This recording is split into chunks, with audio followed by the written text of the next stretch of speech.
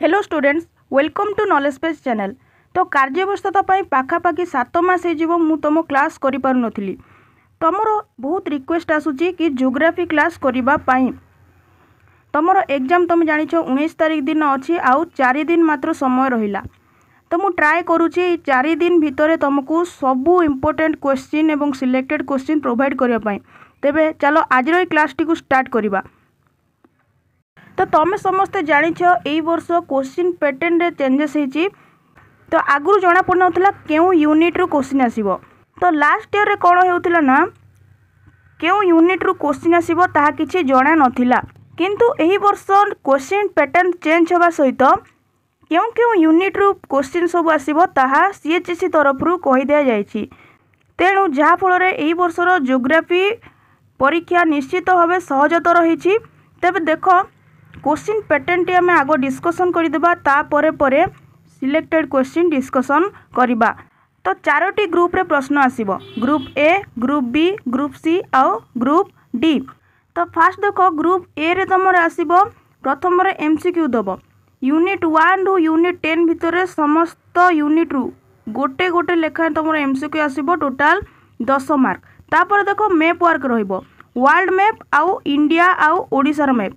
पूर्वर कौन होता world map question थिला आउ इंडिया मैप तुमको निजे ड्राइंग करने पई पड़ुथिला।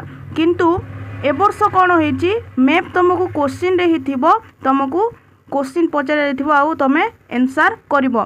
तो वर्ल्ड मैप आउ इंडिया मैप मिसेगिरी तुमरो 10 मार्क रो आसीबो।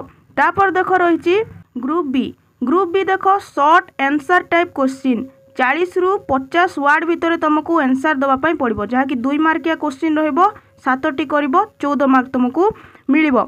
प्रथम देखो यूनिट 1 रु यूनिट 5 भितर तुमको 7टी क्वेश्चन आसीबो, सेति मध्यरु तमे 5टी रो उत्तर करिबो।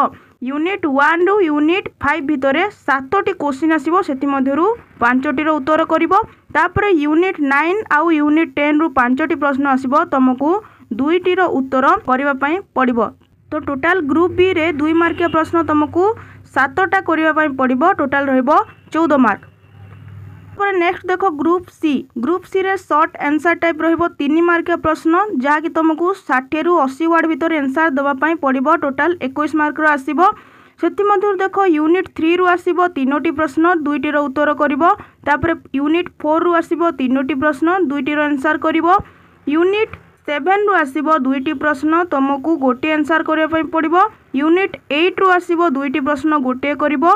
आउ यूनिट 9 रु आसीबो 2टी प्रश्न, सेति मध्यरु तमे गोटे प्रश्न रो उत्तर दबो। ई परि भाबरे 3 मार्किया प्रश्न 7टा तुमको 21 मार्क रो ग्रुप सी रे आसीबो।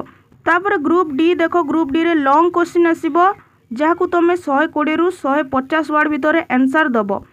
टोटल 5 मार्किया 3टी तुमको टोटल 15 मार्क रो लॉन्ग क्वेश्चन। सेति मध्यरु देखो यूनिट 4 रु तुमको 2टी लॉन्ग क्वेश्चन दिया जाइथिबो, सेति मध्यरु गोटे रो आंसर करिवो। यूनिट 8 रु तुमको 2टी क्वेश्चन आसीबो, सेथिरु गोटे करिवो। आ यूनिट 10 रु तुमको 2टा क्वेश्चन आसीबो, सेथिरु गोटे करिवो। टोटल 6टी प्रश्न थिबो और रे तुमको 3टी रो उत्तर करिवा पई पड़िबो। 5 मार्किया 3टी 15 मार्क रो ग्रुप डी रो लॉन्ग क्वेश्चन। तो आशा करूँ तुम क्वेश्चन पैटर्न टाको बहुत भल भाव में बुझी जाइथिबो। नेक्स्ट वीडियो गुड़िक आमे एही सबु ग्रुप रु इम्पोर्टेंट क्वेश्चन सब डिस्कसन करिबा, जहा कि बोर्ड एग्जाम पई बहुत गुरुत्वपूर्ण रहइबो, आसीबार चांसेस बहुत अछि।